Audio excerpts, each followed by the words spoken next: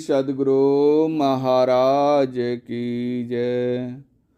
संत सद्गुरु महर्षि में ही परमहंस जी महाराज की शिक्षाप्रद कहानियाँ। श्रुत लेखक महर्षि संत सेवी परमहंस जी महाराज। एक जगह चार अंधे। दार्शनिक विचार भिन्न भिन्न हैं, ऐसा क्यों? एक जगह चार अंधे थे। उन लोगों के मन में हुआ कि हाथी देखा जाए। उनके सामने हाथी लाया गया।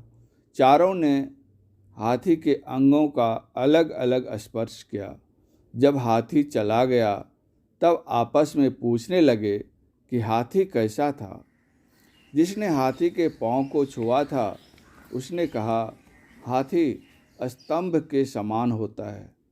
जिसने कान छुआ था उसने कहा, हाथी सूप के समान होता है। जिसने सूंड छुआ था उसने कहा, हाथी मुसल के समान होता है। जिसने पेट पीठ छुए थे उसने कहा, हाथी कोठी के समान होता है। जिस तरह उन अंधों को नयनहीनता के कारण हाथी का सही ज्ञान नहीं हुआ, उसी तरह केवल दार्शनिक विचार में यह अंधापन नहीं छूटता। कोई बड़ा दार्शनिक है किंतु उसकी आंखें खुलती नहीं। ये आंखें कैसे खुलेंगी? योग के द्वारा। योग के द्वारा जो परमात्मा से जाकर मिलता है वही ठीक ठीक जानता है। इसलिए योग और ज्ञान दोनों की बड़ी आवश्यकता है।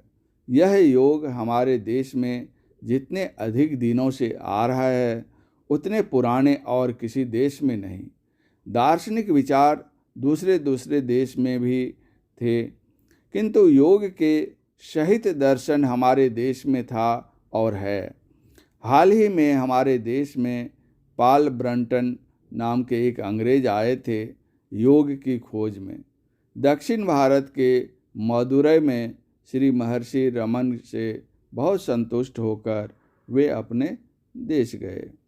श्री सद्गुरु महाराज की जय।